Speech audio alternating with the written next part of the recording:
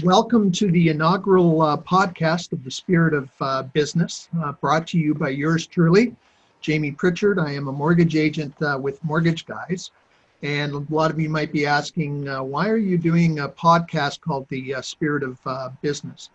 The purpose of this podcast, as most of you know, is I have a special affinity for business owners with my background. I have a 25-year sales career where I've dealt with mainly small business owners in the telecommunications and the financial services industry. And I really want to help business owners find a better way to navigate through both the good times and the tougher times that we're in now. The guests that I'm bringing on this podcast have some unique perspective. They run successful businesses, but they've also had many failures, losses, and challenges, just like all of the business owners that I've dealt with, including myself. One thing I found that they've had in common is that they have a very strong sense of purpose, or why, and which is why I've called this the spirit of their business. So the spirit being the thing that drives these business owners. And hopefully some of the ideas that are presented here will help you as you endeavor to build a strong and sustainable business. My first guest is Sheila Kelly. Welcome, Sheila. Thanks, Jamie. Great to be here. Yep. And Sheila is coming to us from Halifax. Just to give you a bit of a background, I've known Sheila for almost 20 years now. We both took training through the Coaches Training Institute about the same time. We were never in the same class, but we were connected through the various coaching groups back in 2003, 2004, and had gotten to know each other and didn't really meet until 3 years ago, I guess, Sheila, when Gene and I came out. Yeah, we came out to Halifax, and so we'd met once, but we seem to be kindred spirits, have very similar ways of doing things and what we like to do. And I brought her on because over the past 30 years, Sheila has worked with middle and senior managers in her coaching business and how to be a more effective leader. She has also designed and delivered workshops on having difficult conversations, developing meaningful coaching conversations, and to understand mindfulness and the law of attraction. The reason I brought her on here now is it's very topical. Sheila has sort of moved from the business side to I guess what she refers to as the transformation side, or finding the enlightened self, and has just released her new book, The Power of A Spiritual Seeker's Guide to Peace, Love, and Happiness. And Sheila is focusing on helping awaken to people to their enlightened self in a way that is both strategic and deeply spiritual. So welcome, Sheila. Thank you, Jamie. My little brother. We call each other brother and sister. That's right. Our brothers from another, my sister from another mother. Sister that doesn't work. It's the other way around. Absolutely. So Sheila, I just, for the listeners and the people here, I would just like to, if you could sort of give them a bit about your business journey, because this is about the spirit of business, and just help us understand a bit of your background from the corporate world to where you are now. I'd be happy to, Jamie. As Jamie mentioned in the introduction, hello, everybody. It's so lovely to, I can't see you, but it's lovely to know that you're there. Yes, I was an accidental business owner, I guess, in that I knew when I left the corporate world that I wanted to design and develop workshops that would really help people in the workplace, because as a low-level manager, I found that all the leadership and corporate training that I experienced really didn't address the problems that I was having in the workplace. I hated my job, to be totally honest. And I had an epiphany, an awakening of sorts within the workplace.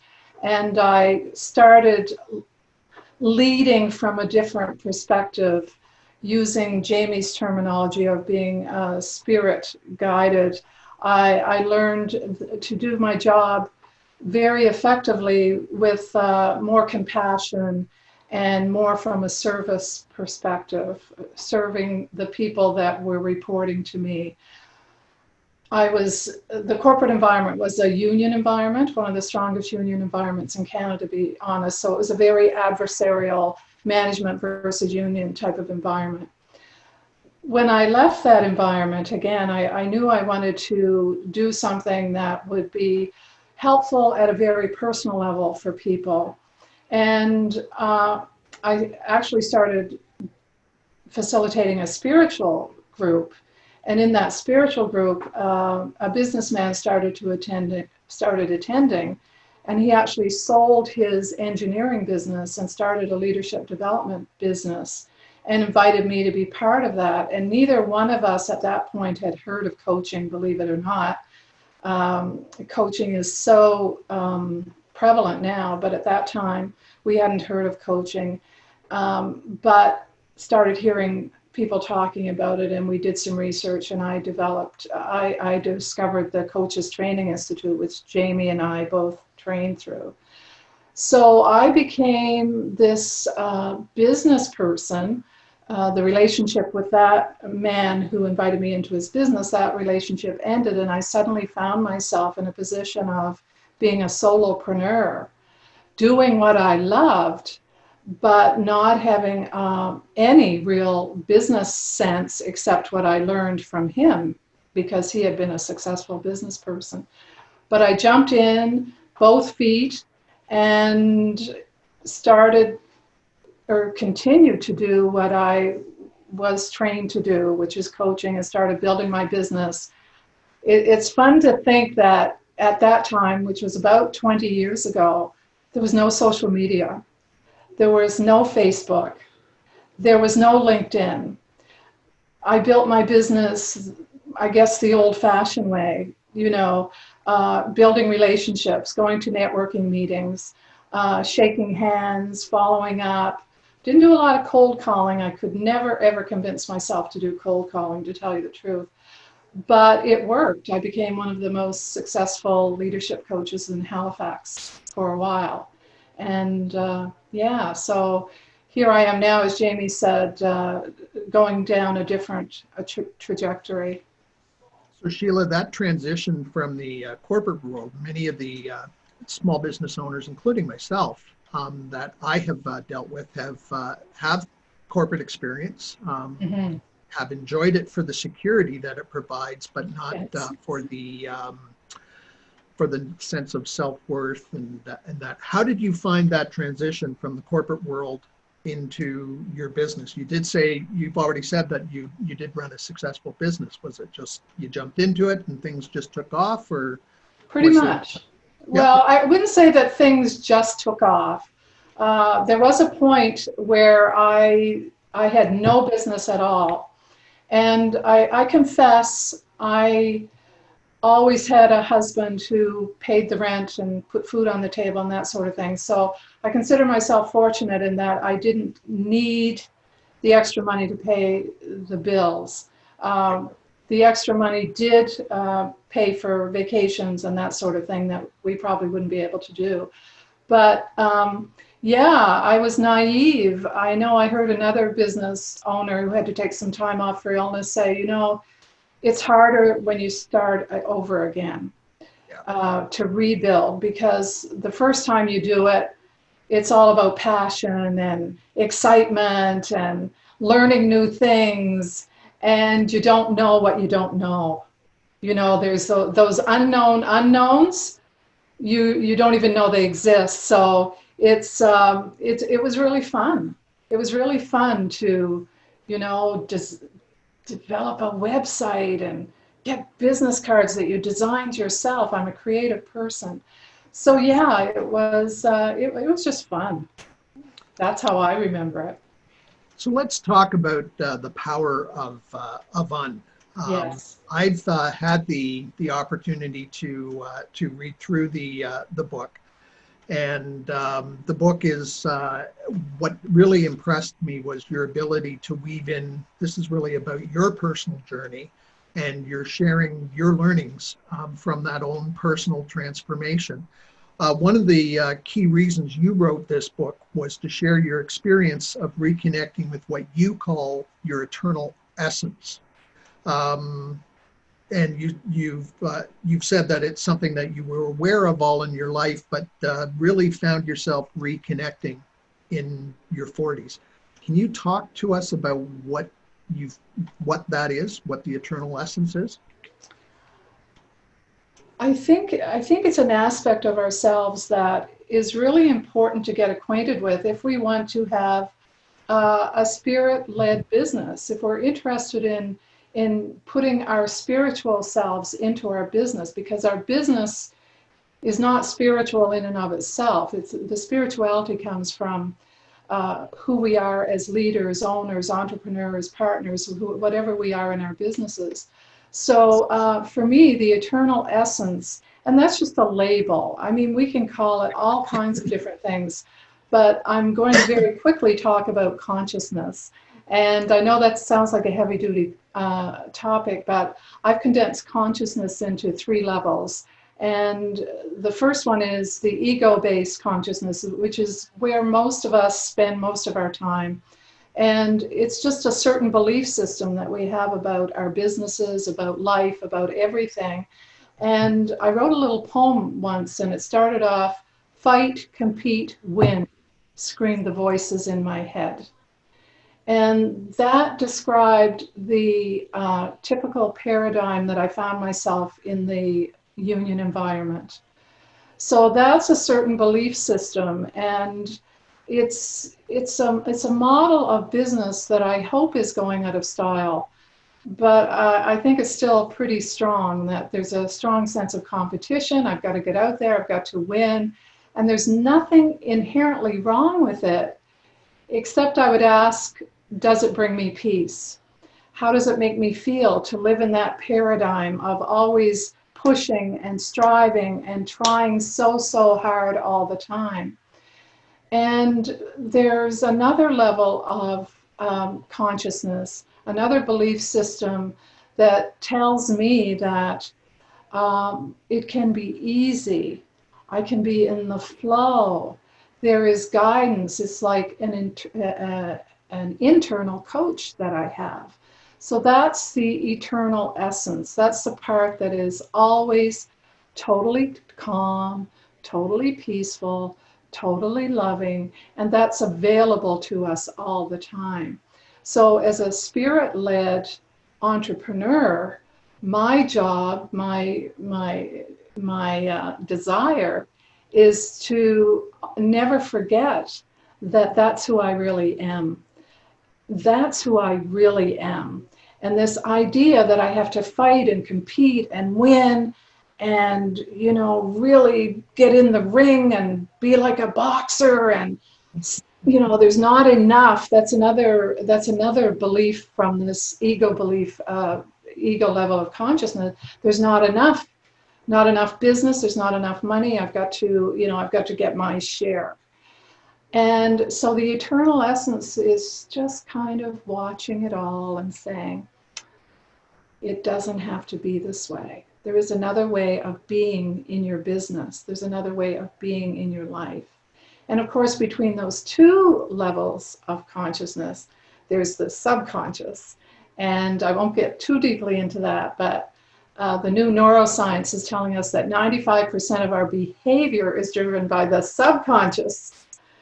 So the ego has these lovely goals, the eternal essence or the enlightened self, whatever we want to call it. It says be peaceful, and then the subconscious is really running the show.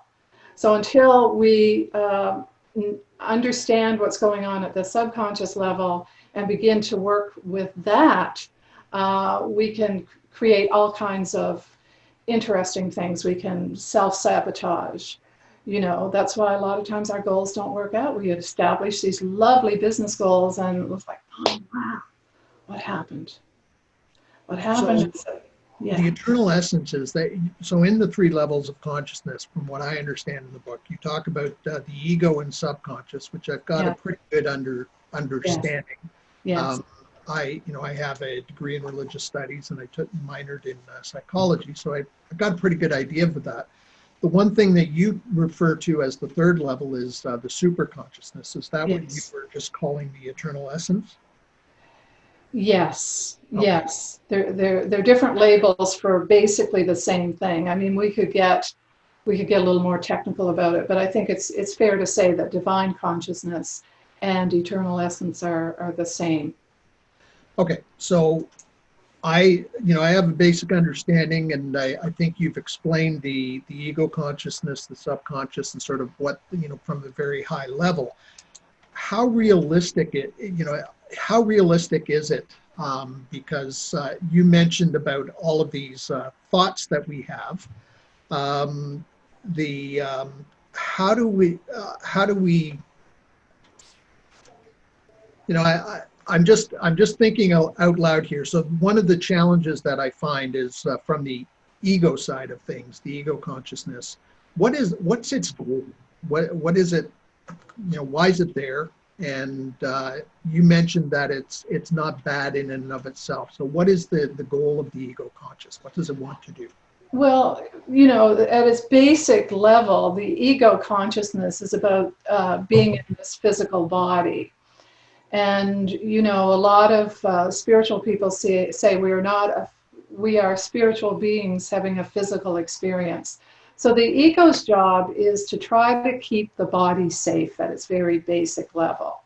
And, we can talk about Maslow's hierarchy of needs, which I'm sure you're familiar with, where our basic needs are for food, shelter, um, feeling secure.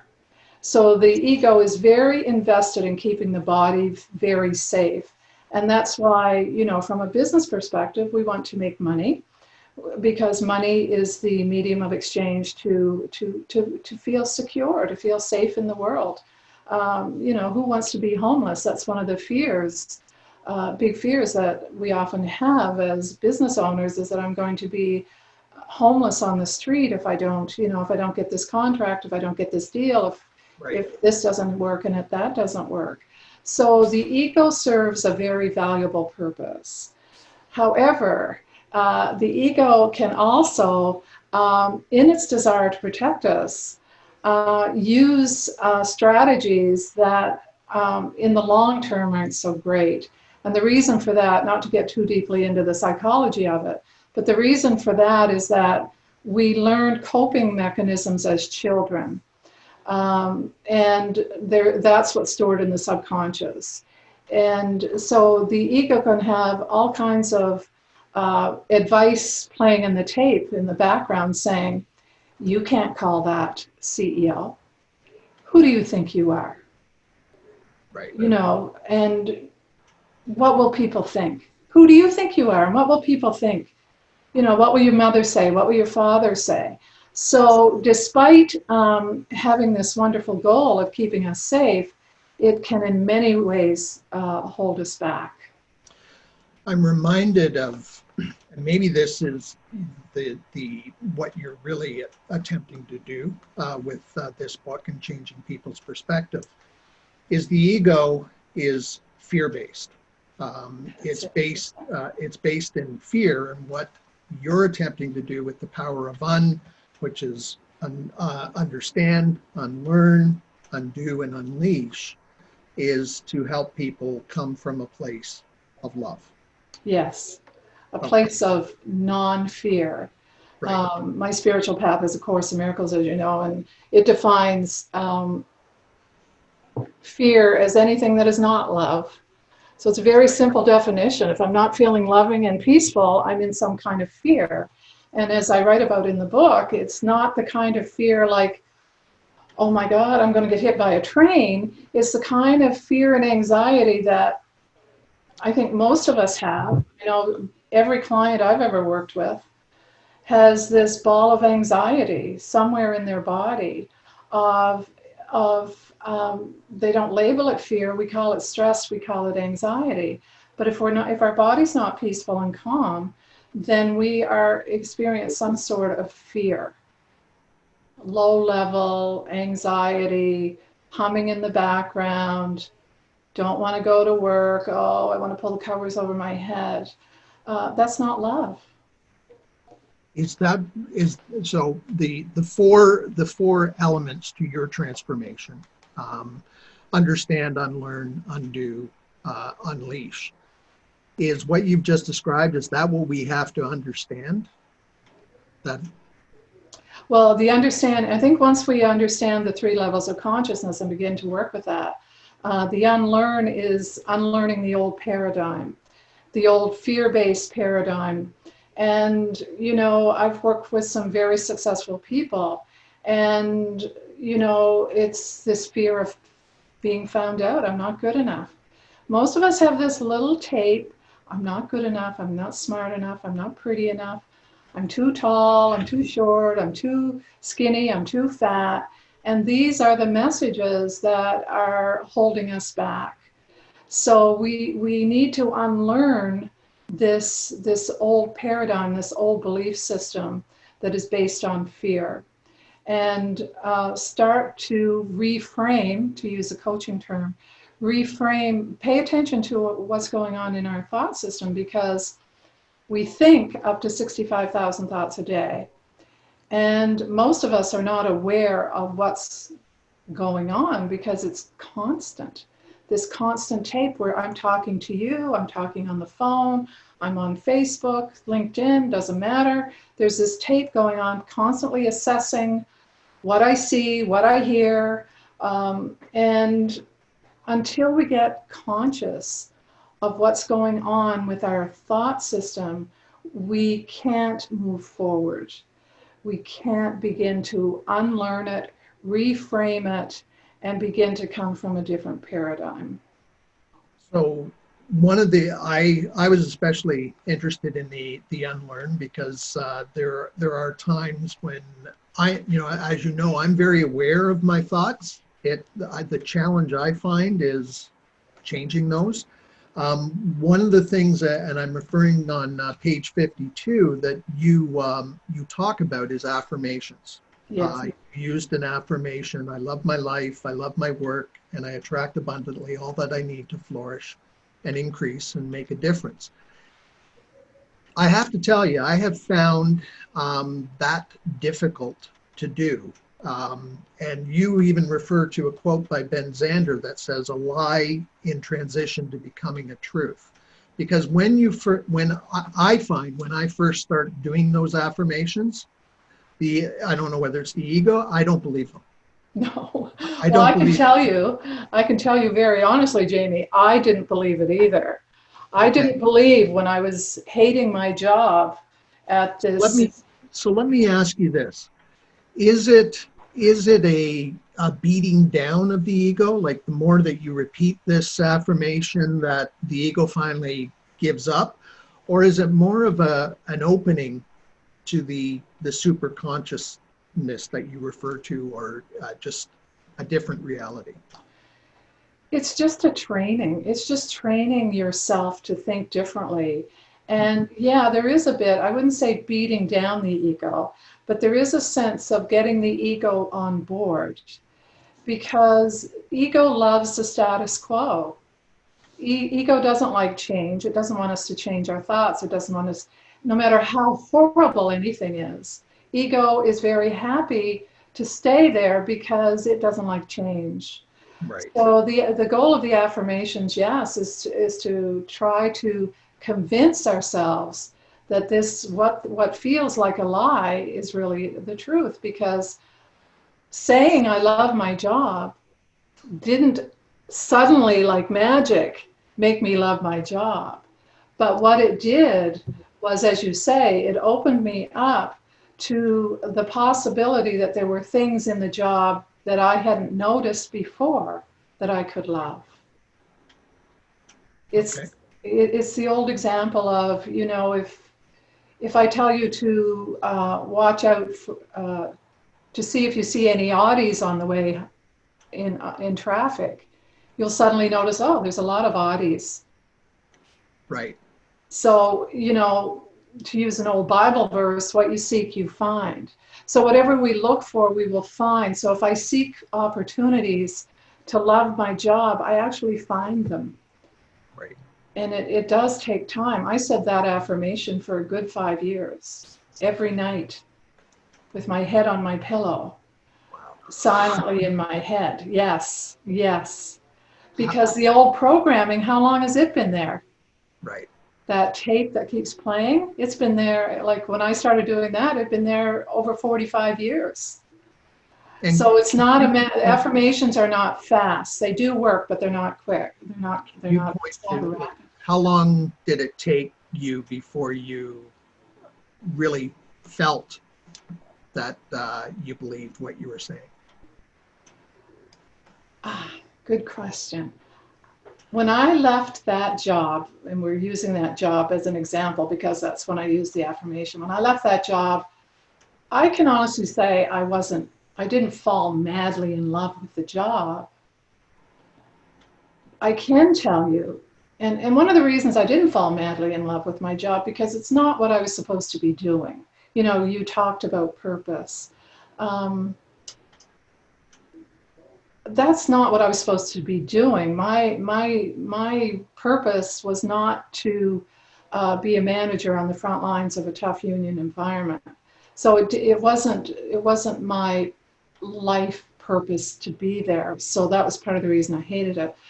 But I learned to look beyond the job, and I learned to, as I said earlier, I learned to come from a place, to use a spiritual term, to come from a more loving place. And when I learned to come from a more loving place, I learned to soften and to build relationships and just be a better person. So in that respect, it was a beautiful classroom for me. It taught me all kinds of lessons about who I was and how I was showing up and how I could show up differently. Fantastic. Thank you. We've got a few minutes left, and I do want to allow for time for our attendees to ask questions if they have them of you. One last question that I have. We're in the middle of unprecedented times, and I know that word's been overused quite a bit. We have business owners now that may be out of business. That through really no fault of their own, they're faced with a lot of external circumstances that they have absolutely no control over. How can somebody like that is going through such a challenging time, use the principles in your book to find peace? Wow, that's a big question. And I can only share with you from my own personal experience is that getting back to this, life is a classroom, and something is trying, whatever happens in my life and whatever happens in somebody else's life, provides tremendous opportunity for us to show up and be the best that we can be in the worst of circumstances. Jamie also knows that my son had cancer when he was 17 years old. And that was the biggest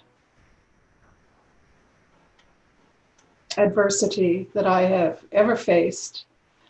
And the spiritual principles got me through. You know, I used affirmations to remind people to focus on him as being happy, healthy, and healed, because I knew how afraid everybody was, including me. So these spiritual principles are foolproof in a way that, you know, they don't guarantee. It's not about focusing on what you want and seeing if you can get it. It's about how can I show up and be the best person I can be. And I can tell you that it is that will smooth the way through it more than worry and angst. Right. And I don't mean to be a Pollyanna, because I know it's tough. I know it's tough. It's tough. Yeah, It's tough. it just came to me, and I'm just, you know, I know that Yeah, it's tough. it's So not it's an not easy. about it's not about being positive. It's about being authentic Yeah. and using all the tools at your disposal to show up and rise above it in the best way that you know how. All right, so what we're going to do is we've got a few listeners here. If you would like to ask a question, what we can do is if you can just post in the chat section, yes, just to sort of put your hand up, and I will unmute you, and you can ask your question directly of Sheila, if that's okay.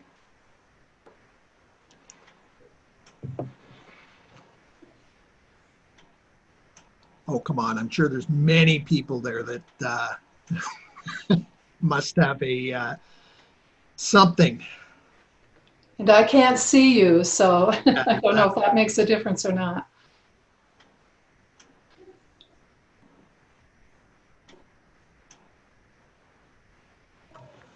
Okay, we're going to leave it at that. There are no questions. If you want to, what I will be doing is any of the registrants to this and attendees, we will be sending you contact information if you want to get a hold of Sheila and ask your questions, ask your own personal questions or get in touch with her.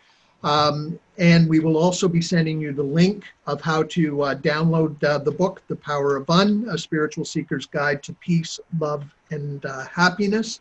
I have read through this, and I've known Sheila for a long time, and a lot of what I found myself going through is, wow, yeah, this really makes sense. It really resonated with me, and is put together in such a caring and loving way, and told through her eyes, and with the understanding of what it may mean to other people. A very powerful book. I would recommend it.